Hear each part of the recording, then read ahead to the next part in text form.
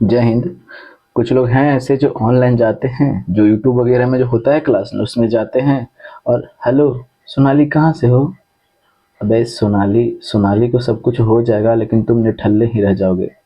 तो टाइम जो बर्बाद कर रहे हो ना, उससे कुछ फायदा नहीं होने जाना है। जब तक आप समझोगे 4 से 5 साल गुजर जाएगा। पता ही है कि वैकेंसी कितना ही आता है। और कोचिंग कोचिंग तो खेल लिए होगे, कभी फलानवा कोर्स, कभी फलानवा फलानवा .2, कभी फलानवा .3। आप में इम्प्रूवमेंट कितना हो रहा है उससे तो कुछ फर्क नहीं पड़ रहा है। तो कोचिंग वाले को जब तक आप समझोगे तब तक काफ़ी देर हो चुका, उनका कुछ नहीं जा रहा है, उनका तो पैसा बन रहा है ना।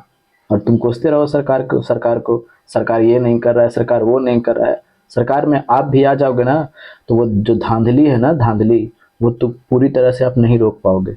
हो ही नहीं सकता है। आप भी चाहोगे कि हम फलानमा के बेटवा के, फलानमा के पतोहिया के हम भी घुसा देते हैं। तो 5%, 4%, 10% वो हमेशा ही रहेगा। तो इसको आप कोसना बंद करो, आपको उसी में सिलेक्शन लेना है। और अगर नहीं तो कोसते रह जाओ। और भी लोगों को सिलेक्शन हो रहा है ना, ऐसा तो नहीं है कि और भी लोगों को सिलेक्शन नहीं हो रहा है। आप आंदोलन में जाओगे, फलनमा बाबू मुर्दाबाद, फलनमा बाबू जिंदाबाद, यही करते रहो। उनका क्या है, वो तो एक प्रोपेगेंडा फैला रहे हैं ताकि छात्रों को हम इकट्ठा कर सके। हमें हमारा कोर्स भी तो कोई खरीदेगा, खरीदना चाहिए ना। 200 रुपये, 300 रुपये, 500 रुपये के हिसाब से भी जोड़ लो, 20,000 25,000 लेकर रहता है। तो कोचिंग कोचिंग तो खेलना हो गया होगा। तो चलिए, बाकी तो आप खुद समझदार हैं। ठीक है, सीधा प्रीवियस इस पर कमांड कीजिए। बाकी अब देखिएगा कि किस तरीके से क्वेश्चन पूछे जा रहे हैं। हम ऐसा बिल्कुल नहीं कर रहे कि हम नॉर्मल क्वेश्चन को कोई उठा करके हम आपको बता दे रहे हैं। देखिएगा, आप खुद देखिएगा, यहाँ पे आपको दिखाई पड़ रहा होगा कि सीबीएसई CCSBC में आपको पूछा गया है। ठीक है, तो चलिए हम इस स्टार्ट करते हैं क्वेश्चन पे। क्या बोला गया कि विद्युत शुद्धिकरण में कैथोड बना होता है। अब पहले हम क्या करते हैं कि इस चीज को ऐसा डायरेक्ट आंसर मार करके हम आगे बढ़ने से कोई फायदा नहीं है। क्या आप 1000 क्वेश्चन भी बना लीजिए, कुछ फायदा नहीं होने जाना है। तो देखिएगा, सबसे पहले एक इलेक्ट्रोलाइट लेते हैं। अब इसमें क्या होता है कि इसमें एक हो क्या है, तो एक हमने लिया है एनोड, ठीक है। और एक जो हमने लिया है, एक लिया है क्या, कैथोड लिया है। जो कैथोड होता है ना, वो पतला होता है, और कैथोड क्या होता है, नेगेटिव होता है। एनोड क्या होता है, तो पॉजिटिव होता है।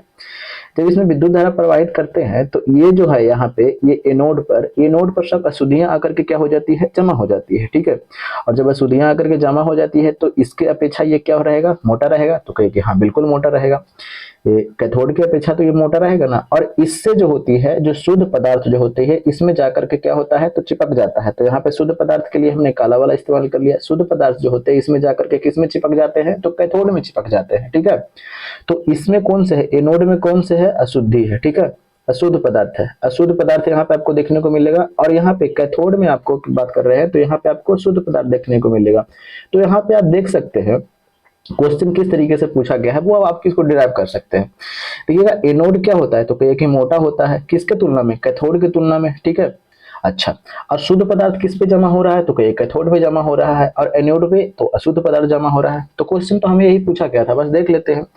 शुद्ध पदार्थ, शुद्ध धातु की पतली परत कैथोड बना होता है, सॉरी, कैथोड बना होता है। तो कैथोड कैसे बना हुआ है, देखिएगा, शुद्ध धातु है यहाँ पे, तो देखिए हाँ शुद्ध धातु तो है, शुद्ध धातु की पतली परत है। इससे के तुलना में ये कैथोड तो पतला है ना, एनोड के तुलना में कैथोड तो पतला है। तो हाँ बिल्कुल, ऑप्शन नंबर क्या हो जाएगा, एक हो जाएगा। अगर हम यही करते कि इसका आंसर ये हो जाएगा जी, तो आगे भी अगर किसी भी तरीके से क्वेश्चन पूछता तब तो आपको समझ में आ जाता। समझ में आ गया ना।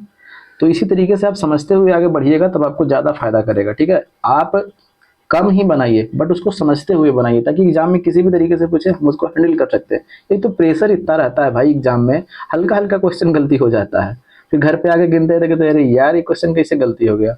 तो इस चीज को आप समझिए। ठीक है, चलिए आगे बढ़ते हैं। आई का बोला गया है कि गुरुत्वाकर्षण त्वरण जो जी है, छोटा वाला जी है, का मान किसके साथ घटता है। तो अब देखिएगा, पहले हम जी की अगर बात करते हैं तो जी बराबर क्या होता है, तो GM/R²। ये तो ये फार्मूला है, आपको याद रखना चाहिए। ठीक है, इसके इसी के बिहेव पर आपको कुछ नहीं रटना है, बस इसी के बिहेव पर आपको क्या करना है, सब पता चल जाएगा। ये एम क्या है, तो कहिए कि मास है।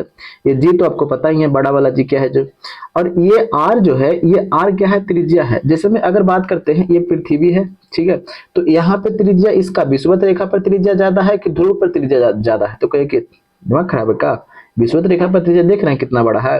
तो त्रिज्या जब बड़ा होगा यानी त्रिज्या ज्यादा होगा तो ग्रेविटेशनल फोर्स ये छोटा वाला जो जी है उसका मान क्या हो जाएगा, तो कम हो जाएगा। अरे उल्टा तो संबंध है ना, देख रहे हैं ना, ये उल्टा संबंध है। तो आप जानते हैं कि ध्रुव पर जी का मान क्या होता है, तो ध्रुव पर जी का मान जो होता है ये मैक्सिमम होता है, ठीक है। यहाँ भी तो ध्रुव है, तो ध्रुव पर जी का मान क्यों मैक्सिमम हो गया, क्योंकि त्रिज्या यहाँ पे देखिए ना, त्रिज्या कितना हो गया, त्रिज्या तो कम है। अरे त्रिज्या कम है ना, तो त्रिज्या कम हो जाएगा तो जी का मान क्या हो जाएगा, बढ़ जाएगा, उल्टा संबंध है तो। और यही त्रिज्या यहाँ विषुवत रेखा पर बढ़ जा रहा है, जब विषुवत रेखा पर जब बढ़ जा रहा है तो जी का मान यहाँ पे क्या हो जाएगा, त्रिज्या बढ़ेगा तो जी का मान क्या हो जाएगा, तो कम जाएगा। बस यही चीज तो आपको देखना था। एक चीज तो हमने देख लिया, त्रिज्या ध्रुव पर क्या होता है, आपको जी का मान बढ़ता है। लेकिन अगर हम बात करते हैं विषुवत रेखा पर, तो विषुवत रेखा पर जी का मान क्या होता है, तो कहे कि जी का मान घटता है, ठीक है। अब यहीं से क्वेश्चन अभी नहीं हो गए हैं, अभी और रुकिए, अभी और रुकिए। अगर हम ऊपर जाते हैं, ऊपर, ठीक है, हाइट पर जाते हैं या नीचे जाते हैं, ऊंचाई पर जाते हैं, ऊंचाई पर जाते हैं या तो हम नीचे जाते हैं, ठीक है, तो जी का मान क्या होता है, तो जी का मान हमेशा क्या होता है, तो कहिए कि घटता है। जी का मान हमेशा आपको घटता घटता हुआ मिलेगा, ठीक है, जी का मान हमेशा घट जाएगा, ठीक है। अच्छा, एक चीज तो हो गया, यहाँ तक तो कंप्लीट हो गया, बट हम और कुछ बताना चाहते हैं। देखिएगा बताते क्या है, अगर घूर्णन की अगर बात करते हैं, जैसे मैं थोड़ा सा ये रफ में क्लीन लेते हैं, देखिएगा ये है, अब ये ध्रुव है, अब ये ध्रुव है तो ध्रुव मान ले कि घूम रही है, पृथ्वी घूम रही है, तो घूर्णन पे अगर की बात करते हैं तो घूर्णन कर रही है तो जी का मान वहां पे प्रभाव नहीं पड़ता है, जी का मान का वहां पे प्रभाव बिल्कुल नहीं पड़ता है, ठीक है।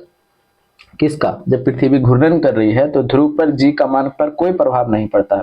लेकिन अगर यही बात कर रहे हैं किस पे, विषुवत रेखा पर, तो विषुवत रेखा पर अगर बात करते हैं तो जब घूर्णन कर रही है तो वहां पे जी का जो मान होता है ये घूर्णन का क्या होता है, उल्टा होता है। किसका होता है, तो घूर्णन का आपको उल्टा देखने का मिलेगा, ठीक है। अगर घूर्णन कर रही है तो उसका जी का मान क्या हो जाएगा, उल्टा देखने को मिलेगा, ठीक है। यहाँ तो कोई दिक्कत नहीं है, तो कोई दिक्कत नहीं है। बस इसी तरीके से आपको क्वेश्चन यहाँ से अब देखिएगा, जी से जितने भी जो कंप्लीट जो आपको बताया गया था वो सभी के सभी आपको हमने क्या किया, बता दिया गया है। अब इससे ज्यादा क्वेश्चन कभी भी नहीं पूछे जा सकते हैं जनरल कंपटीशन में। आप आईआईटी नहीं दे रहे हैं, आप जनरल कंपटीशन दे रहे हैं, ठीक है। अच्छा, एक बात और बता देते हैं कि अगर घूर्णन 17 गुना हो जाए, तो 17 गुना जब हो जाएगा ना तो जी का मान एकदम क्या हो जाएगा, खत्म हो जाएगा, हम लोग एकदम तैरने लगेंगे, ठीक है। तो ये भी आपको ध्यान में रखना है। चलिए, तो इसका आंसर कौन सा हो जाएगा, ऊंचाई पर देखिए आयाम की बात यहाँ पे कभी किया गया, कभी हमने किया यहाँ पे आयाम की बात, तो कि नहीं, कभी नहीं किए। आयाम खत्म, वजन खत्म, क्षैतिज विस्थापन खत्म, ये ऊंचाई की बात हमने किया है, यानी ऊंचाई पे जाए या तो हम नीचे जाए तो जी का मान क्या होता है, हमेशा आपको घटता मिलेगा। ऑप्शन नंबर आपको कितना हो जाएगा, 4 हो जाएगा। अगर यही हम बात करते हैं अगले क्वेश्चन की, आगे क्या बोला गया है कि एक वस्तु सीधी रेखा में 40 मीटर प्रति सेकंड के वेग से चलते हुए त्वरण इतना है। त्वरण समझते हैं, वेग में परिवर्तन, वेग में या तो बढ़ भी जाए या तो घट भी जाए, त्वरण वो होता है। अरे गड़िया चलाते हैं, बाइक पर चलाते हैं तो उसमें एक्सीलरेटर देते ना है, बस वही वाला की बात किया, वही एक्सेलरेटर, वही है त्वरण, ठीक है। तो यू का मान कितना दिया गया है, तो कहिए कि 40 दिया गया है, ठीक है। और ए का मान कितना है, तो कहिए कि 4 है, 4 मीटर प्रति सेकंड स्क्वायर, ठीक है। और तो 10 सेकंड, टी का मान आपको कितना है, 10 सेकंड। तो आप जानते हैं, तो पूछा क्या है, गति के बाद क्या होगा, उस वस्तु के 10 सेकंड के बाद गति क्या होगा, यानी भी पूछा है, ठीक है। अब देखिएगा v बराबर क्या जानते हैं, u प्लस ए टी जानते हैं, v बराबर u प्लस ए टी जानते हैं, तो कहिए कि हाँ। ये गति का कौन सा नियम है, तो गति का प्रथम नियम है। गति का कौन सा नियम है, तो कहिए कि गति का ये प्रथम नियम है, ठीक है।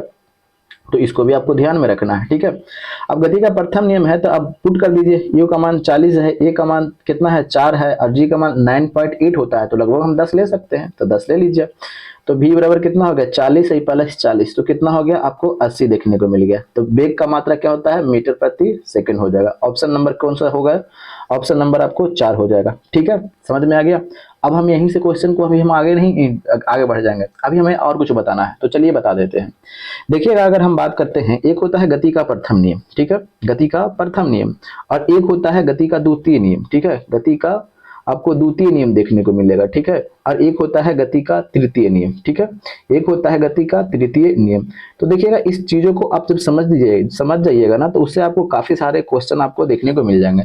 गति का प्रथम नियम अभी हमने देखा कि v बराबर क्या होता है, तो कहिए कि v बराबर u प्लस ए टी होता है, ठीक है, ये गति का प्रथम नियम है, ठीक है। गति का दूसरा नियम की बात करते हैं, तो s बराबर U T plus half A T square, आपने पढ़ा होगा, तो कहिए कि हाँ बिल्कुल पढ़ा है। अगर बात करते हैं तो ये तृतीय नियम की अगर बात करते हैं तो तृतीय नियम में क्या होता है, तो तृतीय नियम में क्या होता है आपको, तो तृतीय नियम में भी स्क्वायर बराबर यू स्क्वायर प्लस 2as। आप देखिए क्वेश्चन तो यहाँ से बनते हैं कि गति के प्रथम नियम से क्या प्राप्त होता है, गति के द्वितीय नियम से क्या प्राप्त होता है, गति के तृतीय नियम से क्या प्राप्त होता है। तो देखिए गति के प्रथम नियम से क्या प्राप्त होता है, यहाँ पे टी है और ये वेग, यानी गति के प्रथम नियम से हमें वेग और किसकी, समय की जानकारी मिलती है। किसकी, वेग और समय की जानकारी किससे मिलती है, प्रथम नियम से। द्वितीय नियम से अगर बात करते हैं तो ये क्या है, स्थिति है, ठीक है। ये स्थिति और ये समय, यानी स्थिति और समय की जानकारी हमें किससे मिलती है, तो कहीं गति के द्वितीय नियम से मिलती है। और क्या, अगर हम बात करते हैं तृतीय नियम की, तो तृतीय नियम से किसकी जानकारी मिलती है, तो वेग का और स्थिति का जानकारी हमें मिलती है। तो गति का तृतीय नियम से हमें किसकी किसकी जानकारी मिल रही है, हमने यहाँ पे देख लिया। ऐसे अगर आप पढ़ते हैं ना तो यकीन मानिए आप काफी लड़कों से, हमने जब हम क्वेश्चन देते हैं ना, थोड़ा सा टफ हम करते हैं क्वेश्चन, तो बहुत सारे लड़के घुलट जाते हैं। आप देखते होंगे, सर्वे में देखते होंगे, ठीक है, कि क्या हो रहा है। सो तो ठीक है, आप चीजों को समझिए। आप जितना हल्ला है कि इतना ये है वो है, ऐसे आप चुपचाप सिर्फ और सिर्फ आप कॉन्सेप्ट पर फोकस कीजिए। आप यकीनन काफी लड़कों से आगे निकल जाइएगा। रटने के फेर में मत रहिएगा कि इसको ये रट लिया वो रट लिया, नहीं, एग्जाम में वैसे हम नहीं पूछते हैं। चलिए आगे देखते हैं। तो इसका समझ में आ गया, इसका आंसर अब कौन सा हो जाएगा, तो आंसर तो हमने ले लिया था। आगे बढ़ते हैं अगले पे। आगे क्या बोला गया है कि जब वेग समय ग्राफ एक सीधी रेखा समय अक्षांश के समानांतर हो, ठीक है, अभी हमने देखा। चलिए वो गति का प्रथम द्वितीय और तृतीय देखा। अब जो ग्राफ वाले हैं इसमें भी लड़कों को प्रॉब्लम होता है, तो देखिएगा प्रॉब्लम बिल्कुल नहीं लेना है, ठीक है। देखिएगा बोला क्या गया है कि एक हमने क्या लिया है, ग्राफ हम लिया है, ठीक है। अभी ग्राफ लिया है तो किसका किसका है, वेग और समय का बता रहा है, तो वेग और समय के बारे में बता रहा है, ठीक है। तो वेग और समय की जब बारे में बता रहा है तो चलिएगा इसको बारे में अब जब हम देखते हैं तो देखिए क्या कह रहा है कि ग्राफ एक सीधी रेखा समय अक्षांश के समानांतर है, यानी समय के अक्षांश के क्या है, समानांतर है, ऐसे है, ठीक है। अब ये वाला जो है ये वाई एक्सिस है, आपको क्या दिखा रहा है, वेग को बता रहा है। अब ये एक्स एक्सिस है वो समय को, हमने मान लिया कि 10 मीटर प्रति सेकंड, 20 मीटर प्रति सेकंड, और ये 30 और ये 40 मीटर प्रति सेकंड, ठीक है। समय ले लिया 1 सेकंड, 2 सेकंड, चलिए 1 मिनट या 2 मिनट कुछ भी मान लीजिए आप, 3 मिनट, 4 मिनट, 5 मिनट और 6 मिनट। आप देख रहे हैं तो पहला मिनट में इसका वेग कितना है, तो कहिए कि 40 है, ठीक है। पहला मिनट में इसका वेग कितना है, तो 40 है। अच्छा, दूसरा मिनट की अगर हम बात करते हैं तो दूसरा मिनट में भी इसका वेग कितना है, तो 40 है। तीसरा मिनट में भी 40 है, चौथा मिनट में, पांचवा मिनट, छठा, ऐसे जा रहे हैं, फिर सब भी 40 है। तो आप कह सकते हैं कि वेग क्या है, तो कहिए कि वेग तो भैया एक सामान्य है, 40 के स्पीड से। पहला मिनट में भी देखे तो 40 के स्पीड से चल रहा था, तीसरा मिनट में भी देखे तो भैया 40 के स्पीड से चल रहा है, तो बढ़ावे नहीं कर रहा है, ठीक है। 5वां मिनट में भी देखे तो 40 के स्पीड से चल रहा है, यानी वेग में कोई परिवर्तन हो रहा है जी, तो कहिए कि ना भैया वेग में तो कोई परिवर्तन हो ही नहीं रहा है। तो आप पढ़े हैं ना, जब वेग में परिवर्तन हो ही नहीं रहा है तो हम क्वेश्चन पर ऑप्शन पर चलते हैं, वहां से और हम समझाते हैं। त्वरण समान है। अब देखिएगा त्वरण समान कब होता, जब त्वरण समान कब होता, जब वेग में परिवर्तन होता। जब वेग में, त्वरण मतलब क्या होता है, त्वरण जब वेग में परिवर्तन होना चाहिए तो घटना चाहिए तो बढ़ना चाहिए। तो त्वरण कैसे आपको समान दिख रहा है, नहीं तो कि वेग में तो आपको हो ही नहीं रहा है, कुछ परिवर्तन नहीं, जैसे कि तैसे है, तो इसको तो लपेट दिया। बात करते हैं त्वरण बदल रहा है, कहाँ बदल रहा है, खत्म हो गया। अब देखिएगा त्वरण शून्य है, हाँ बिल्कुल। अब देखिए कैसे जो शून्य है कैसे हम बताते हैं। जैसे में अस्लेटर आप देते, जब अस्लेटर देते तो इसका वेग क्या होता, बढ़ता, ठीक है। अस्लेटर कम करते तो वेग क्या हो जाता, घट जाता। तो त्वरण में परिवर्तन हो रहा है, लेकिन इसका त्वरण में कोई परिवर्तन नहीं हो रहा है। कहने का मतलब क्या है, 40 के वेग से पहला मिनट में भी था और दूसरा मिनट में भी था। अगर हम त्वरण देते तब नहीं इसमें कोई परिवर्तन होता, त्वरण शून्य है, एकदम शून्य है, तब तो ये 40 के वेग से चल रहा है। तो इस तरीके से आप जब समझिएगा ना तब आपको ज्यादा फायदा करेगा और लंबे समय तक भी रहेगा। समझ में आ गया, तब त्वरण इसका क्या हो जाएगा, तो त्वरण आपको शून्य मिलेगा। क्या वेग शून्य है, बिल्कुल नहीं, वेग तो आपको 40 से चल ही रहा है, तो ये भी खत्म हो जाएगा। आपके सामने आंसर कौन सा हो जाएगा, ऑप्शन नंबर 3 हो जाएगा, ठीक है। चलिए आगे बढ़ते हैं। आगे क्या बोला गया है कि यदि 3 प्रतिरोध जो हर एक 2 ओम का है, 3 हमने प्रतिरोध ले लिया, चलिए 3 प्रतिरोध ले लेते हैं, ठीक है। 1 गो लिया, 2 गो लिया और 3 गो लिया, ठीक है। जो सब हर एक कितने ओम का है, तो कहिए कि 2 ओम का है। और जब हर एक 2 ओम का है तो अब चलिए 2 ओम का इसको करवाते हैं। बोला क्या गया है, 3 ओम के प्रभावी पैदा करने के लिए कैसे जोड़ा जाना चाहिए। 3 ओम का प्रभावी यानी 3 रिजल्टेंट जो आपको मिलना चाहिए 3 ओम मिलना चाहिए। तो हर एक कितना है तो 2 ओम का है, हर एक कितना है 2 ओम का, हर एक कितना है 2 ओम का है। हमको 3 ओम को इसको प्रभावी बनाना है, रिजल्टेंट आपको 3 ओम लेकर के आना है। ठीक है, तो कैसे कैसे जोड़ेंगे, ऑप्शन के सहारे इसका चल सकते हैं तो ज्यादा आपको फायदा करेगा। क्या बोला गया कि 2 रेजिस्टेंस समांतर क्रम में और एक उसके श्रेणी क्रम में। तो पहले 2 को समांतर क्रम में जोड़ देते हैं। तो रेजिस्टेंस के बारे में आपको जोड़ने के लिए बताया है कि जब रेजिस्टेंस को अगर हम श्रेणी क्रम में जोड़ते हैं, देखिएगा कोई अगर बच्चे नहीं होंगे तो फिर से नए होंगे तो फिर से देख लीजिएगा। श्रेणी क्रम की अगर बात करते हैं तो ऐसे याद भी हो जाएगा, रिवीजन भी हो जाएगा। श्रेणी क्रम की अगर बात करते हैं तो श्रेणी क्रम में आर बराबर क्या होता है, R1 जोड़ R2 जोड़ R3। ठीक है, अगर ये हम बात करते हैं समांतर क्रम में तो समांतर क्रम में कैसे जोड़ा जाता है, तो समांतर क्रम की अगर बात करते हैं तो 1/r बराबर क्या होता है, 1/r1 जोड़ 1/r2 जोड़ 1/r3 होता है। ठीक है, अब देखिएगा ये वाले तो श्रेणी क्रम में है, क्योंकि हाँ बिल्कुल श्रेणी क्रम में जुड़ा हुआ है। तो श्रेणी क्रम में जुड़ा हुआ है तो अब हमें ये पूरा का पूरा क्या है, श्रेणी क्रम में जुड़ा हुआ है। तो अब हमें लाना क्या है, ऐसे अगर रिजल्टेंट की देखते हैं तो रिजल्टेंट ऐसे कितना होगा, ऐसे प्रतिरोध 6 होगा, लेकिन हमें कह रहा है कि ना हमें कैसे लाना है, हमें लेके आना है इसको कैसे जोड़े, इसको ये वाला प्रतिरोध हमने श्रेणी क्रम में जोड़ के रखा है तो रिजल्टेंट 6 आएगा, लेकिन ऐसे नहीं जोड़ना है। ठीक है, कैसे इसको जोड़े कि जो ये आर है जो हमको कितना आए 3 ओम आए। अब और डॉट क्लियर हुआ तो कहे कि हाँ ये तो हमने पूरा का पूरा श्रेणी क्रम में जोड़ दिया है ना, लेकिन ऐसे नहीं जोड़ना है। कैसे जोड़े इसको, ये 3 को प्रतिरोध को, कि इसका जो आर है ये आर हमको 3 ओम आना चाहिए। अब 2 डॉट क्लियर हो गया तो हाँ बिल्कुल। तो कैसे जोड़ते हैं, चलिए देखते हैं, जोड़ते हैं।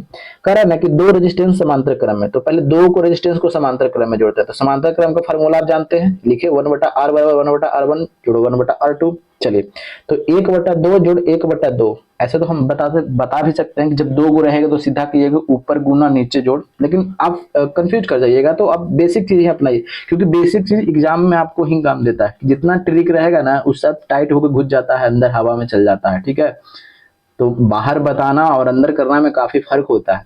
तो इसका देख लीजिए, तो 1 ये 2 होगा एलसीएम, 1 जोड़ 1। ठीक है, कितना हो गया, तो कहिए कि 1 हो गया, 1 ओम इसका रेजिस्टेंस हो गया। ठीक है, दोनों को समांतर क्रम में हमने जोड़ा तो, और एक ठो को श्रेणी क्रम में, तो श्रेणी क्रम में एक तो 2 को प्रतिरोध वाला बचा हुआ है तो 2 ओम इसका हो जाएगा। तो श्रेणी क्रम में कैसे जुड़ता है, तो श्रेणी क्रम में तो डायरेक्ट जुड़ जाता है ना, तो 2 1 3 ओम, एक से आ गया आंसर। ऑप्शन नंबर क्या हो जाएगा, 1 हो जाएगा। बाकी हमको आगे चेक करने की कोई जरूरत भी नहीं है, समझ में आ गया, यही से हमको आंसर आ गया, क्योंकि श्रेणी क्रम में डायरेक्ट जुड़ता ना है जी, ऐसे जोड़ करके लेके आए तो हमको 1 ओम आया। चलिए देखिए, नहीं समझ में आ रहा था, ऐसे हम जब दोनों को जोड़े, ठीक है, ये दोनों को समांतर क्रम में ऐसे ऐसे जोड़ा है, वो लड़का कैसे जोड़ा है, ऐसे जुटना चाहिए, समझ गए।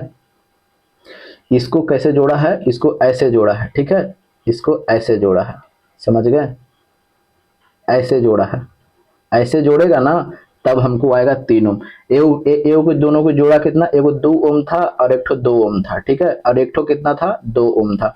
अब ये दोनों समांतर क्रम में है, अरे ये वाला और ये वाला समांतर क्रम में है, तो समांतर क्रम में जब जोड़ देगा तो ये वाला का रिजल्टेंट कितना आया और ये वाला ऐसे हो गया। देखिएगा, हमने चीजों को आपको समझा रहे हैं ताकि आपको फिर दिक्कत बिल्कुल ना हो। अब ये दोनों को हम जोड़ा, इसको जोड़ा और इसको जोड़ा, कलर चेंज कर लेते हैं तो आपको क्लियर कर पाएगा। इसको जोड़ा और इसको जोड़ा, ठीक है, ये दोनों को जब जोड़े नाम दे देते हैं। ठीक है, ये R1 और ये R2 इसका हम नाम दे दिया। ठीक है, ये R1 और R2 को जोड़े तो देखिए कितना आया, तो कहिए कि 1 ओम आया, और ये पहले से तो 2 ओम है ना, तो कहिए कि हाँ बिल्कुल है। तो अब दोनों को जोड़ लीजिए, तो अब तो दोनों श्रेणी क्रम में है, तो श्रेणी क्रम में कितना हो जाए, कैसे जुड़ता है, सीधा सीधे जुड़ जाता है। तो R बराबर क्या हो गया, R1 जोड़ R2। ठीक है, तो 1 और प्लस 2 कितना हो गया, 3 ओम, बस सिंपल। तो इतना बिल्कुल जब सीख जाइएगा तो क्या अपनी इतना, हम इतना कर रहे हैं आपको समझाने के लिए, क्या इतना हमको करना पड़ेगा, बिल्कुल नहीं। आप भी सीख जाइए तो इतना नहीं करना पड़ेगा, आधा सोल्व तो आपको माइंड में हो जाएगा, लेकिन उसके लिए प्रैक्टिस चाहिए।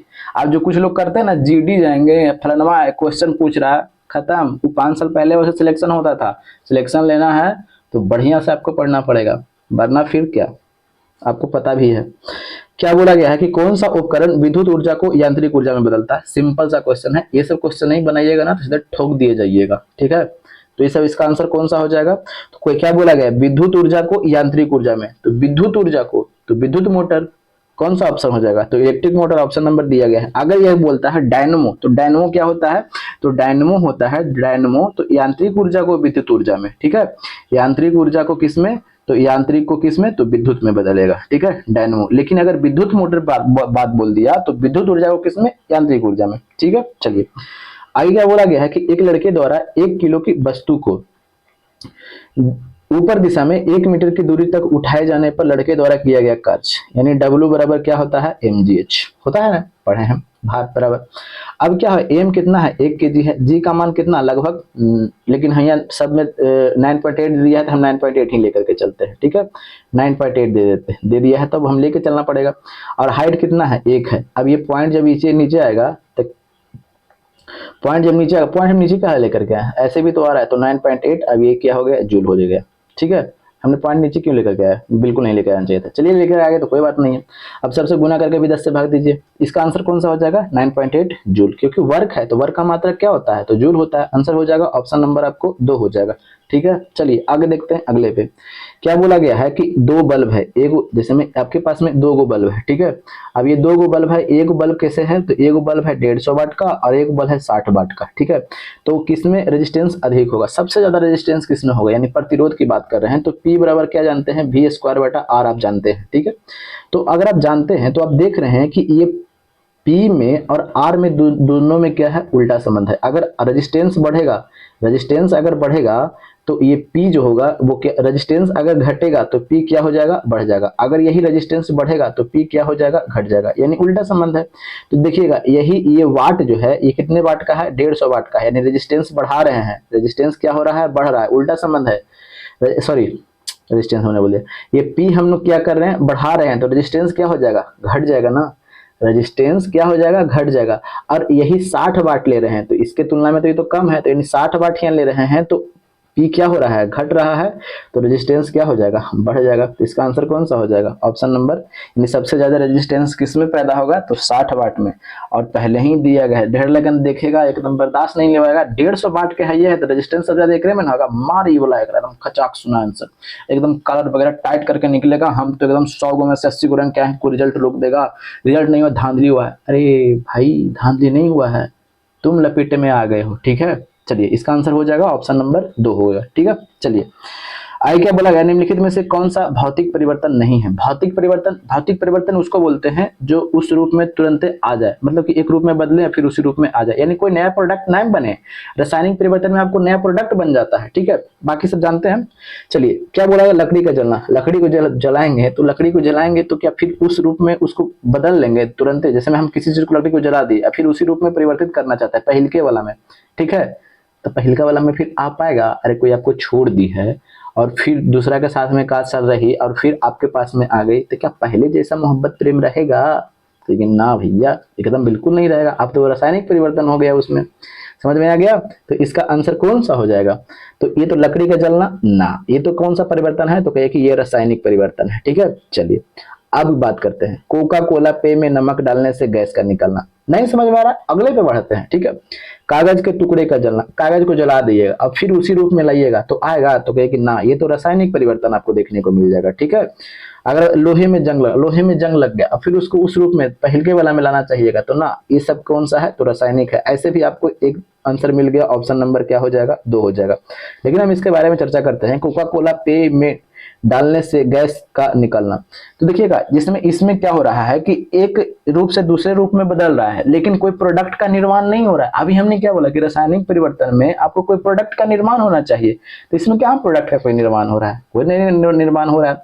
इसका आंसर कौन सा हो जाएगा, ऑप्शन नंबर 2 हो जाएगा। अगले पे बढ़ते हैं, आगे देखिएगा विद्युत प्रतिरोध को मापने की इकाई है, देखिएगा ये गांव का बच्चा भी बताएगा, ठीक है ना, जो बैठ के घरवा पे बैठता है, नहीं वो स्पीडी वाला लूसेंट वाला जो है ना वो सब, इसका क्या होगा जी आंसर, वो सब यही सोचते हैं कि यही सब क्वेश्चन अब पूछे जाते हैं, तो दूर हैं, काफी दूर हैं, ठीक है ना। चलिए 40 से 50 क्वेश्चन हर कोई बनाते हैं, 50% क्वेश्चन हर कोई बनाता है यहाँ पे, तो यही सब क्वेश्चन मिला करके समझते हैं कि हम बनाते हैं, सिलेक्शन इससे थोड़ा नहीं होना जाना। विद्युत प्रतिरोध को मापने की इकाई क्या होता है, तो क्या होता है, प्रतिरोध का मात्रक क्या होता है, तो जूल होता है, सॉरी प्रतिरोध का ओम ना होता है, इसका आंसर हो जाएगा क्या, ओम हो जाएगा। अब देखिएगा बात करते हैं ये जूल किसका मात्रक होता है, तो कार्य का मात्रक क्या होता है, तो कहिए कि जूल होता है, ठीक है। बात करते हैं एम्पियर किसका मात्रक होता है, तो विद्युत धारा का एसआई मात्रक क्या होता है, तो कहिए कि एम्पियर होता है, विद्युत धारा का क्या होता है, एम्पियर होता है। वोल्ट किसका होता है, तो विभव का होता है, और किसका होता है, तो विभवांतर का भी होता है, विभवांतर का भी आपको क्या मिलेगा, तो आपको वोल्ट देखने को मिलेगा। ठीक है, समझ में आ जाएगा। ये सब क्वेश्चन अगर आप गलती कर रहे हैं तो समझिए कि माफी के लायक नहीं है, समझ गए। ये सब क्वेश्चन गलती नहीं होना चाहिए। हम मिस्टेक से हो भी जाता है क्योंकि ओवर कॉन्फिडेंस जब रहता है ना तो हो जाता है, ठीक है। तो यही चीज को एग्जाम में तो ध्यान देना है कि नहीं, ये सब क्वेश्चन बिल्कुल नहीं गलत करना है। आगे बढ़ते हैं, अगले पे चलते हैं। क्या बोला गया है कि दो निकायों के बीच गुरुत्वाकर्षण बल। अब देखिएगा, दो गो निकाय है, कोई हमने चीज ले लिया, दो गो निकाय ले लिया, एक नाम दिए m1, एक का नाम दिए m2। तो आप जानते हैं कि f बराबर क्या होता है, f समानुपाती m1 इंटू m2 अब बटा में क्या होता है, आर स्क्वायर होता है नहीं, बड़ा आर ले लेते हैं, ठीक है। अब जब ये समानुपाती हटता है तो बड़ा जी कांस्टेंट आता है, तो बड़ा जी आता है, फिर उसके बाद m1 m2 बटा क्या हो जाता है, आर स्क्वायर। ये तो फार्मूला होता है आपका ग्रेविटेशनल फोर्स का, ठीक है। अब की बात किया जा रहा है कि कोई भी जो वस्तु है ब्रह्मांड में, कोई भी दो वस्तु है ना, वो हमेशा और हमेशा एक दूसरे को क्या करती है, आकर्षित करती है। वो उसका काम ही है आकर्षित करना। ये कोई भी वस्तु आप ले लीजिए, वो हमेशा एक दूसरे को क्या करती है, आकर्षित करती है। हमेशा प्रतिकारक है नहीं, हमेशा आकर्षक है, ऑप्शन नंबर 2, ठीक है। चलिए आगे बढ़ते हैं। अगर हम बात करते हैं ये जी का, आपको पूछता है ना, यूनिट पूछ देता है, तो देखिएगा जी का यूनिट कैसे निकालते हैं, निकाल दीजिएगा। तो जी बराबर क्या होगा, तो एफ आर स्क्वायर बटा m1 m2, ठीक है। चलिए, तो एफ का मात्रक क्या होता है, यानी फोर्स का मात्रक न्यूटन, और ये क्या हो गया, आर है, अरे आर है ना जी, तो आर यानी त्रिज्या है, त्रिज्या आप किस में मापिएगा, तो मीटर में मापेंगे, तो न्यूटन मीटर स्क्वायर प्रति, ये मास का क्या होता है, यानी द्रव्यमान का मात्रा क्या होता है, किलोग्राम, दो गो है तो किलोग्राम स्क्वायर कर दिया, तो न्यूटन मीटर स्क्वायर प्रति केजी स्क्वायर किसका मात्रक होता है, तो ये जी का। तो इसको भी आपको ध्यान रखना, न्यूटन मीटर स्क्वायर प्रति केजी स्क्वायर। तो उम्मीद है कि आपको पूरी तरह से क्रिस्टल क्लियर होते चल जा रहे होंगे, ठीक है। अब देखिएगा, यहाँ तो कोई दिक्कत नहीं है। तो अगर कोई बच्चे ये वाला जो याद करते हैं तो उससे अच्छा है कि आप ये याद कीजिए, ठीक है, आपको ज्यादा फायदा होगा, क्योंकि आपको न्यूमेरिकल भी पूछ दिया जा सकता है। चलिए, तो इसका आंसर हमने ले लिया। आगे देखते हैं क्या बोला गया है कि गतिज ऊर्जा एक उदाहरण है। गतिज ऊर्जा क्या उदाहरण है, चलती हुई कार, उसमें गति है, ठीक है। विद्युत क्षेत्र में एक चार्ज कण, बिल्कुल ये भी गति कर रही है, इलेक्ट्रॉन तो गति कर रही है ना। चलिए, अब खिंचाव मुक्त बैंड, खिंचाव मुक्त है यानी खींच के छोड़ दिया है, ठीक है। तो जब खींच के छोड़ दिया है तो वो गति कर रहा है, तो ये भी गतिज ऊर्जा है। ऑप्शन नंबर क्या हो जाएगा, तो डी हो जाएगा। सिंपल क्वेश्चन है, ये सब क्वेश्चन में बिल्कुल टाइम नहीं देना है, ठीक है। आगे क्या बोला गया है कि इनमें से कौन एक मौलिक इकाई नहीं है। मौलिक इकाई समझते हैं, मौलिक की जो मूल राशियां जो पढ़े हैं ना, वो वाला की बात किया जा रहा है। देखिएगा, मूल राशियां की अगर हम चर्चा करते हैं तो मूल राशियां कितने हैं, तो कहिए कि 7 है। तो कौन कौन है भैया, बस लिख देते हैं यहाँ पे। एक है लंबाई, एक है द्रव्यमान, ठीक है, और एक है लंबाई द्रव्यमान, फिर उसके बाद में समय, फिर उसके बाद में ताप, फिर उसके बाद में विद्युत धारा, फिर उसके बाद में विद्युत धारा, और फिर उसके बाद में ज्योति तीव्रता, ठीक है, ज्योति तीव्रता, और एक ठो क्या है, पदार्थ की मात्रा। कि गिनिए तो 7 गो हुआ पदार्थ की मात्रा। तो अब देखिएगा, इसका मात्रक भी पूछता है, तो ऐसा ना समझिए कि इसका सिर्फ यही तक हो गया।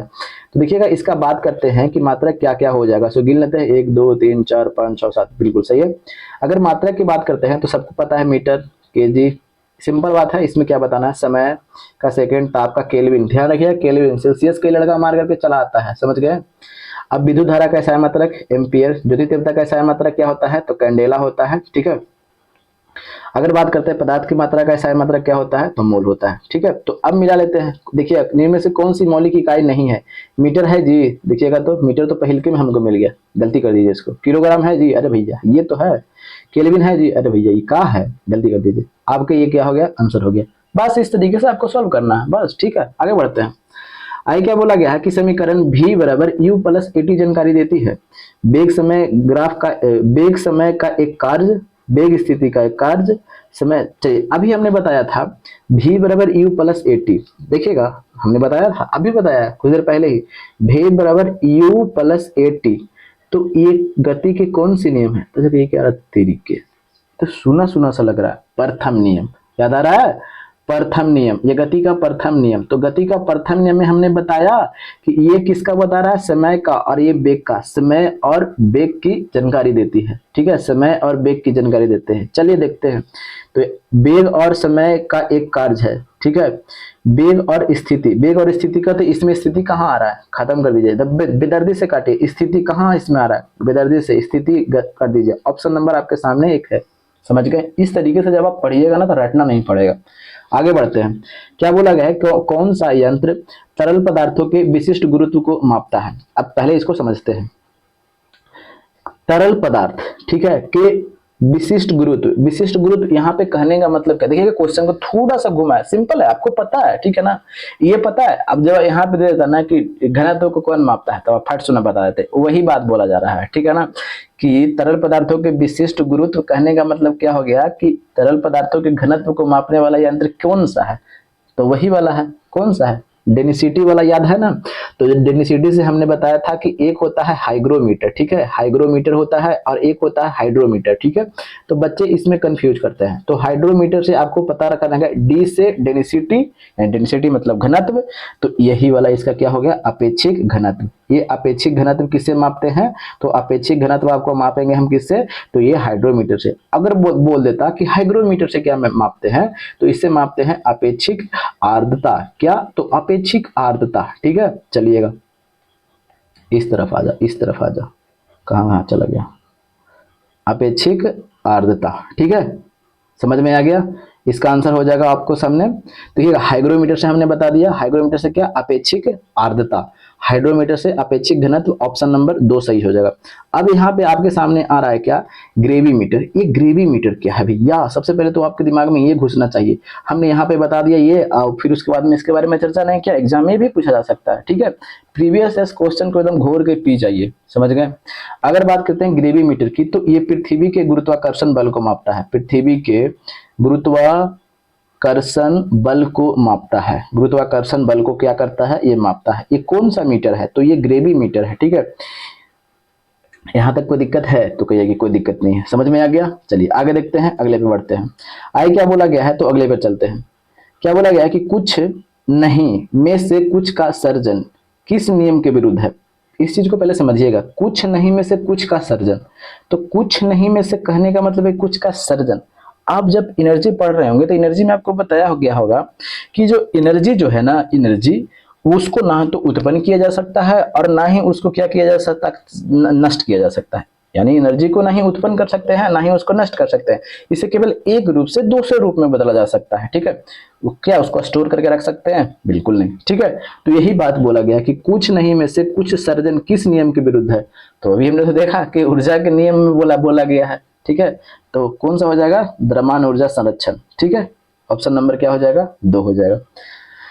अगर हम बात करते हैं कि E बराबर एक MC स्क्वायर, ये फॉर्मूला दिए थे, कौन व्यक्ति दिए थे, तो E बराबर MC स्क्वायर का फॉर्मूला दिए थे अल्बर्ट आइंस्टीन, ठीक है। इसका कहने का मतलब था ना, इनका कहने का मतलब क्या था कि अगर किसी भी पदार्थ को हम प्रकाश के वेग से स्क्वायर कर देते हैं और उसको भेज देते हैं, ठीक है ना, अंतरिक्ष में, तो वो एनर्जी बन जाएगा। समझे ना कितनी बड़ी बात किया, खोज किए थे।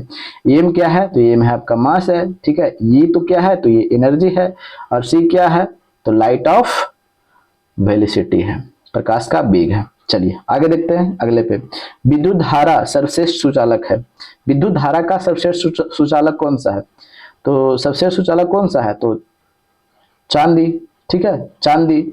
लेकिन अगर आप चांदी या तांबा दिया हुआ है तो क्या कीजिएगा, तो सबसे सुचालक की अगर बात करते हैं तो सबसे ज्यादा अगर हम बात करते हैं कि सुचालक यानी जिसमें कोई रेजिस्टेंस कम हो, ये भी है लेकिन इसके तुलना में ये ज्यादा है, ठीक है, समझ में आ गया।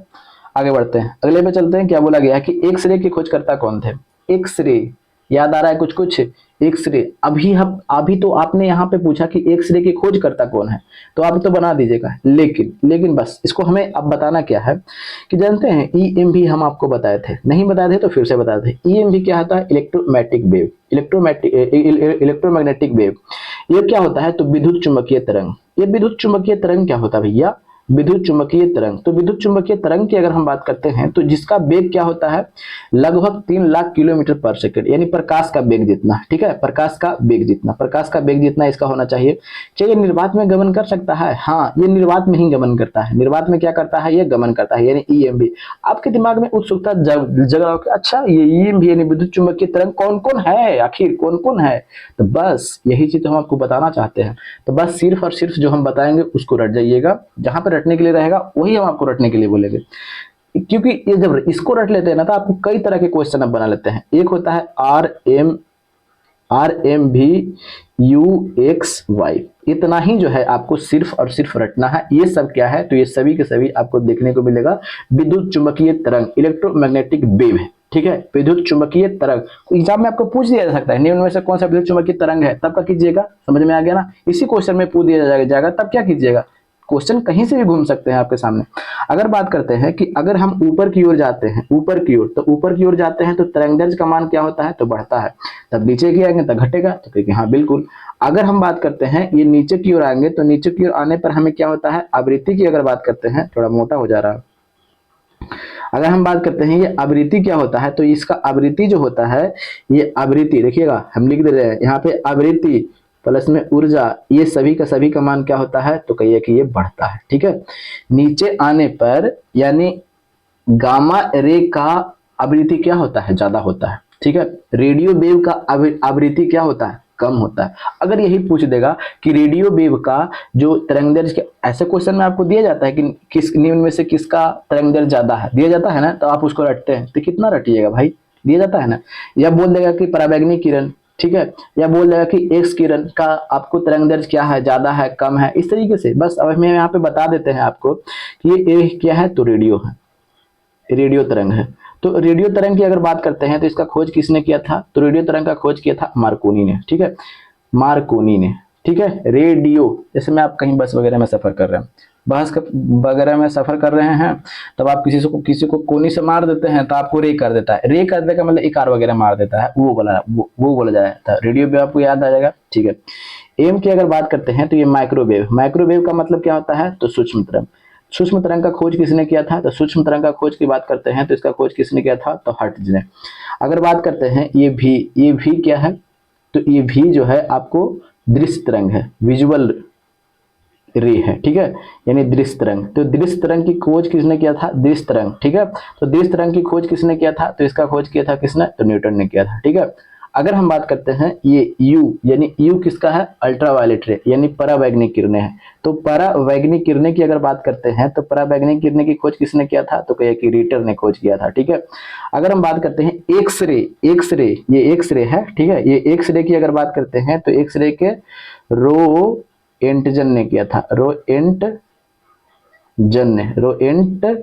ने किया था, ठीक है।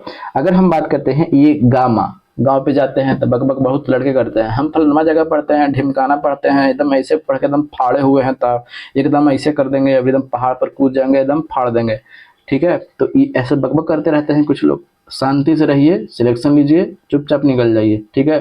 जो बकबक करते हैं सिर्फ बकबक ही करते रहते हैं।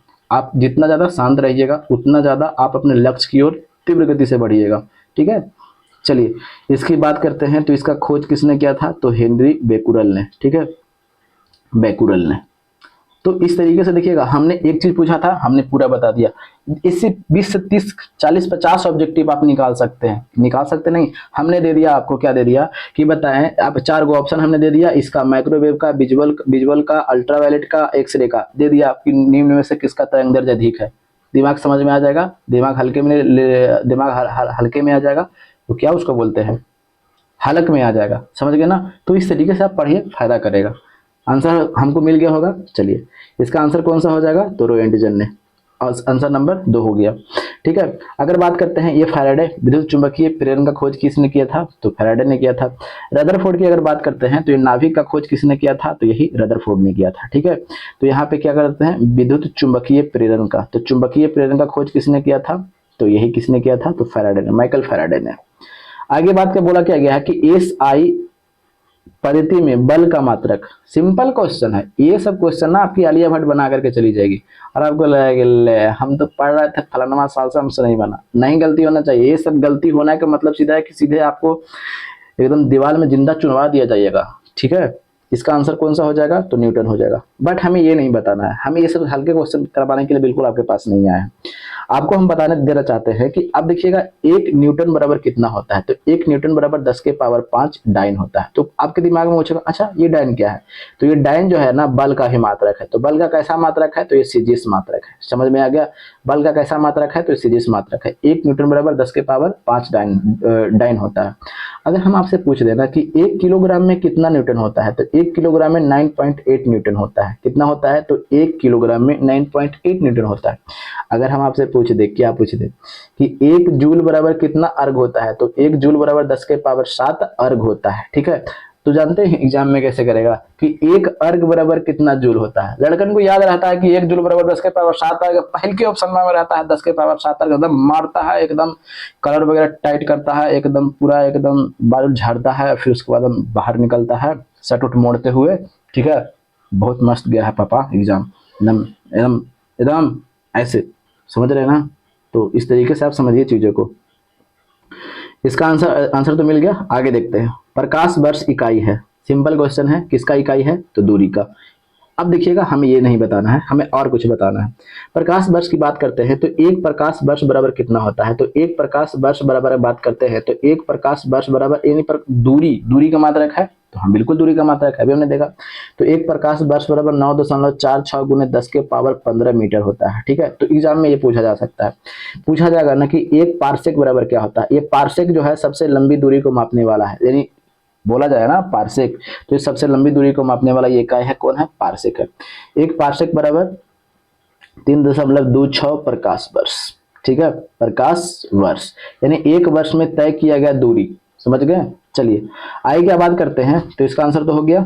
आगे देखते हैं, अगले पे पूछा गया है कि उस मात्रा को कैलोरी कहते हैं जो ग्राम जल के ताप को निम्नलिखित डिग्री से बढ़ा देती है। देखिएगा विशिष्ट ऊष्मा के बारे में आपने हमको बताया होंगे आपको। विशिष्ट ऊष्मा क्या होता है? विशिष्ट ऊष्मा कहने का मतलब क्या है कि किसी भी अगर पदार्थ को आपके पास में है, कोई भी पदार्थ आपके पास में ये है, अब इसको 1 डिग्री से हमको टेम्परेचर बढ़ाने के लिए जितनी हमको ऊष्मा देनी पड़ती है ना, उसी को हम लोग क्या कहते हैं? विशिष्ट ऊष्मा कहते हैं। ठीक है, सिंपल बात है। सॉरी। ठीक है, अब देखिएगा यहाँ पे यही खेल खेल दिया है, कैलोरी लिख दिया है। ठीक है, तो आप जानते हैं कि ऊष्मा का मात्रा क्या होता है? जूल होता है, ये भी जानते हैं। लेकिन ऊष्मा की अगर बात करते हैं तो ऊष्मा को और भी कई रूपों में भी मापा जा सकता है। कैलोरी में भी मापा जाता है। ठीक है, कैलोरी में भी मापा जाता है, जूल में भी मापा जाता है। तो बिल्कुल आप उसको चिंता नहीं करना है, क्योंकि आप जानते हैं कि 1 कैलोरी बराबर कितना होता है? तो 4.18 जूल। आप जानते हैं ना जी? तो कि हाँ बिल्कुल जानबे करते हैं। तो क्या इसमें माप नहीं सकता है? तो भाई क्या नहीं माप सकता है? बिल्कुल माप सकता है। ठीक है, यहाँ तक तो कंप्लीट है। तो वही तो कहा गया था। तो कितने 1 डिग्री से टेम्परेचर बढ़ाने के लिए जितने हमें ऊर्जा देनी पड़ती है या उष्मा देनी पड़ती है, उसे हम लोग क्या कहते हैं? विशिष्ट उष्मा कहते हैं। ठीक है, तो इसका कौन सा हो जाएगा? 1 डिग्री सेल्सियस। आ गया समझ में? आगे बढ़ते हैं, अगले पे चलते हैं। एक फार्मूला होता है, उस फार्मूला को आप ध्यान में रखिएगा। क्या होता है? C/5 बराबर F माइनस 32/9 बराबर K माइनस 273/5 बराबर R/4। बस इसको आपको रटना है।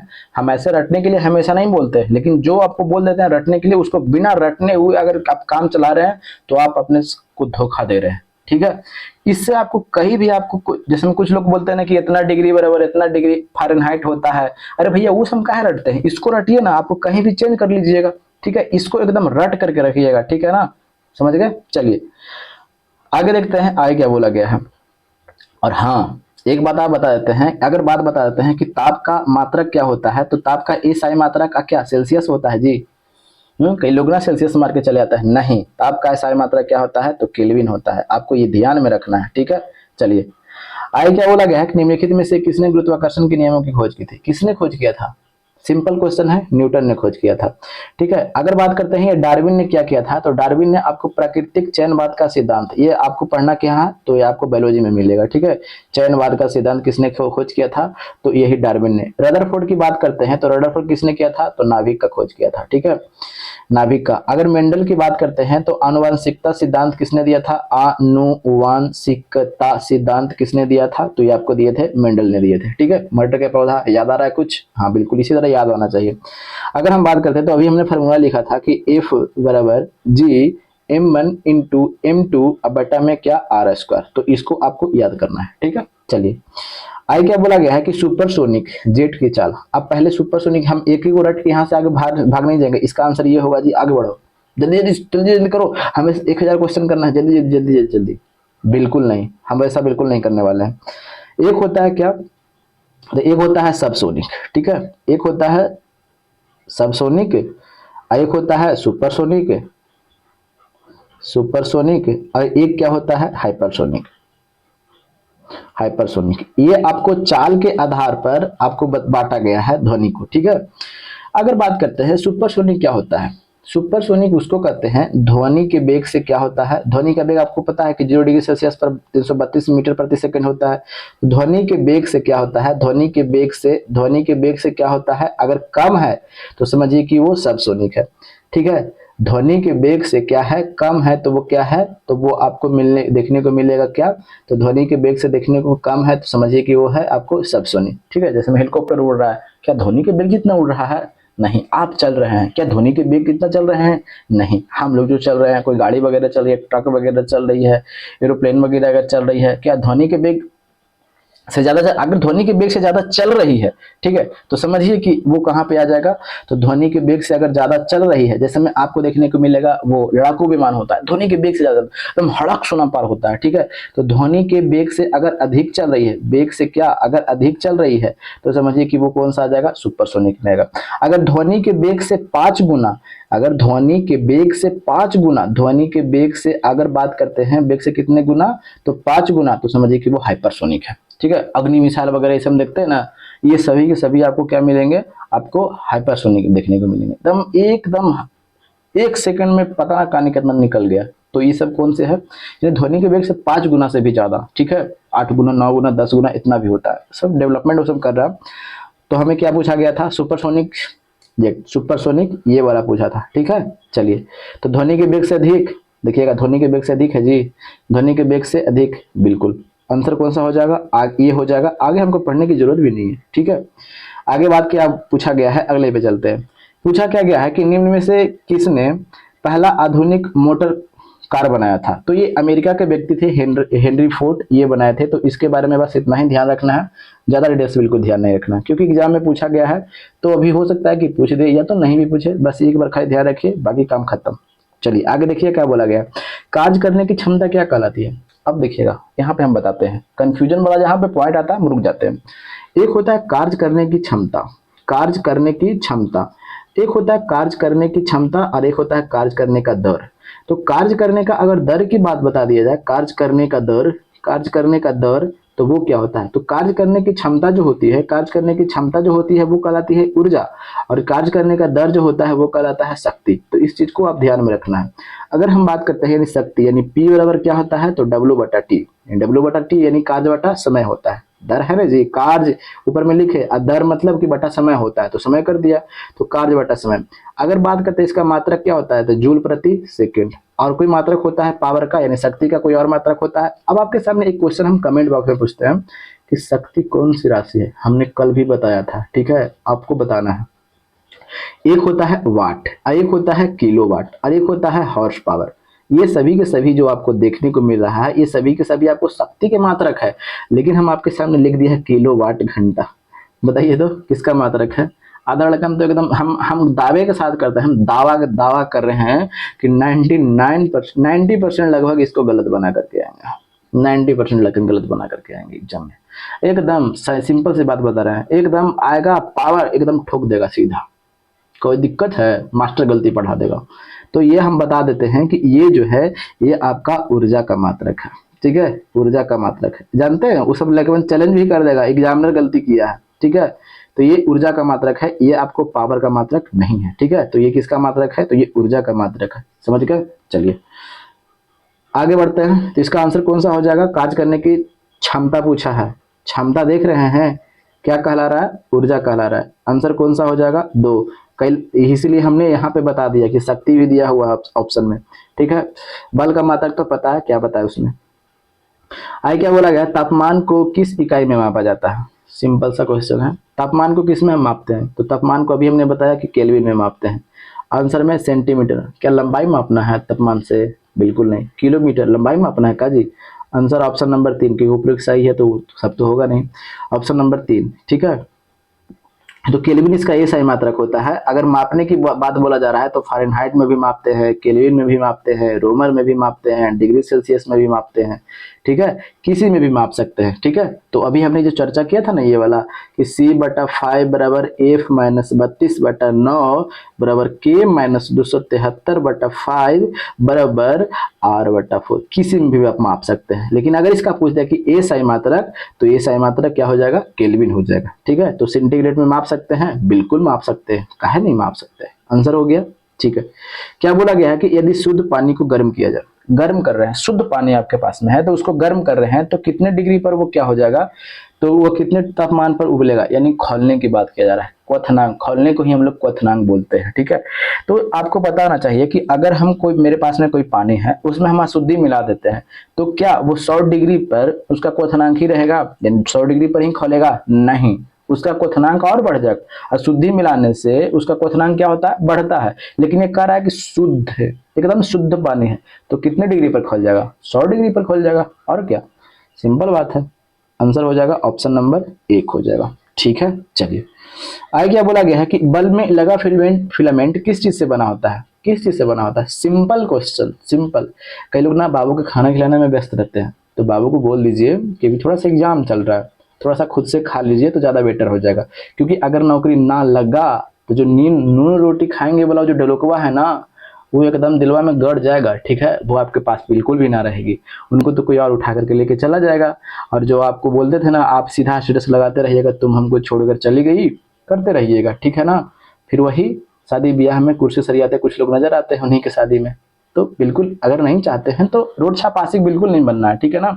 वो सब जो खाएंगे पिएंगे नस काट लेंगे मर जाएंगे, सब रोड छापासिक होता है, उस तरह के काम करते हैं, ठीक है। चलिए आगे क्या बोला गया कि बल्ब में लगा फिलामेंट किस चीज से बना होता है, तो किसका बना होता है। सिंपल क्वेश्चन है, किसका, टंगस्टन का बना होता है। ये तो सिंपल क्वेश्चन है। नाइक्रोम की अगर बात करते हैं तो आप हीटर वगैरह में देखते हैं, आयरन वगैरह में देखते हैं, वहां पे आपको क्या मिलेगा, तो नाइक्रोम मिलेगा, ठीक है। सिंपल क्वेश्चन है, इसमें ज्यादा टाइम बिल्कुल नहीं देना है। अगर आपको पूछ दिया जाए कि ये टंगस्टन का जो आपको गलनांक कितना होता है, कितने डिग्री सेल्सियस पर ये गल जाता है, तो लगभग 3400 डिग्री सेल्सियस पर, लगभग अप्रोक्सीमेट याद रखना है, पूरा हूबहू बिल्कुल नहीं याद रखना है। तो 34 आप 3500 भी याद रखते हैं, याद करने के लिए 3400 डिग्री सेल्सियस पर ये क्या होता है, ये गल जाता है। तो सोच रहे हैं कि 100 डिग्री सेल्सियस पर ये पानी खौल जाता है, तो 3400 डिग्री सेल्सियस लेके जाइएगा तो क्या हाल होगा इसका। विद्युत धारा मापने में किसका प्रयोग किया जाता है, कौन सा उपकरण का, आसान क्वेश्चन है, किसका, अमीटर का प्रयोग करते हैं, ठीक है। सिंपल क्वेश्चन है, बिल्कुल टाइम नहीं देना है। आगे क्या बोला गया है कि एक लेंस की क्षमता, एक लेंस की क्षमता कितनी है, यानी P बराबर कितना दिया हुआ है, +2.5। अब देखिएगा प्लस में है तो कौन सा लेंस है, दिमाग में खटक गया, उत्तल लेंस है, क्योंकि सभी के सभी इसको किधर बनेगा, ये इधर ही बनेगा। और राइट साइड में जितने जो बनते हैं सभी के सभी पॉजिटिव होते हैं, ठीक है ना। तो इस चीज को भी ध्यान में रखिएगा, ऊपर में पॉजिटिव नीचे में नेगेटिव, इधर बनेगा तो आपको क्या, आवर्धन की बात कर रहे हैं, ठीक है। तो ये अगर बात कर रहे हैं, हमको क्या मिल गया है, क्षमता P कितना मिल गया है, 2.5 मिल गया है। तो अब जानते हैं कि P बराबर क्या होता है, 1/f होता है। और फोकस दूरी को हमेशा किस में मापते हैं, मीटर में मापते हैं। तो F बराबर क्या हो जाएगा, तो 1/p हो जाएगा, ठीक है। तो अभी आप पुट कर दीजिए, तो 1/p का मान कितना है जी, तो 2.5 है। अब अभी हमने बोला है कि फोकस दूरी को हमेशा किस में मापते हैं, मीटर में मापते हैं, तो 100 से गुना कर दीजिए तो मीटर में बदल गया। और ये वाला पॉइंट हटाएंगे तो ऊपर में 0 आ जाएगा, ठीक है। तो 25 चौके 100, तब कितना हो गया, फोकस दूरी कितना हो गया, 40। आंसर कितना हो जाएगा, ऑप्शन नंबर 2 हो जाएगा, ठीक है। भेजा में घुस गया बहुत अच्छे तरीके से। तो यहीं तक क्वेश्चन थे। तो देखिएगा थोड़ा सा मेहनत लगता है भाई। कैसा लगा सेशन जरूर बताइएगा, चैनल छोटा है, आप कंटेंट को देखिएगा कि कंटेंट मेरा क्या सही मिल रहा है, मेरे भेजे में घुस रहा है, क्या आपको फायदा हो रहा है। हम रटवाने में विश्वास बिल्कुल नहीं करते हैं, जहाँ पे रटवाने के लिए रहता है वहाँ पे हम बोलते हैं कि इसको याद करने के बिना आगे नहीं बढ़ सकते हैं। बैसाखी के सहारे आप रेस नहीं जीत सकते हैं, रट करके कितना आगे जा सकते हैं, बिल्कुल नहीं आगे जा सकते हैं। अगर आपको कोई ऐसा बता रहे हैं, आप फलाना कोचिंग तिलाना कोचिंग, कभी ये कोर्स ले रहे हैं, कभी वो कोर्स ले रहे हैं, गलत कर रहे हैं आप गलत कर रहे हैं, सिलेक्शन से काफी दूर हो जाइएगा। लोगों को तो फायदा हो रहा है, कोचिंग वाले को तो फायदा हो रहा है, आपको क्या मिल रहा है? कभी 500 आपको भी लगेगा, 200 की बात ना है। अरे भैया आपका टाइम इन्वेस्ट उसमें हो रहा है, बहुत ज्यादा आपको टाइम लग रहा है। किसी कोचिंग में जाइएगा, आपको फिर से शुरू से पढ़ाएगा, आपको जबकि पढ़ा, आप खुद घर पे मेहनत कीजिए, जो आपका कमजोर टॉपिक है उस पर मेहनत कीजिए। जब तक आप घर पे टेबल पे बैठ के पालथी मार के नहीं बैठ सकते हैं ना, तब तक आपको कोई मास्टर घोर के नहीं पिला देगा, सिलेक्शन नहीं दिला सकता, गारंटी है।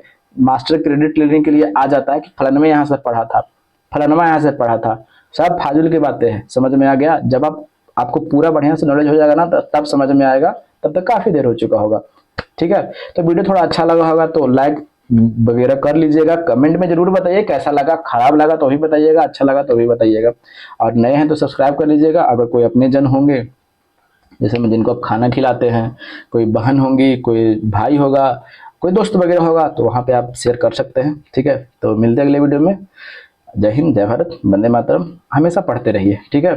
अब उनसे थोड़ा सा अभी कहिए कि थोड़ा रूसाफुली कम कीजिए, क्योंकि टाइम अगर उनको दीजिएगा, रुसे रुसे हुए हैं, टाइम उनको दे रहे हैं, तो कहिए कि थोड़ा सा कम रुसिए। तो अगली वीडियो में मिलते हैं, ठीक है।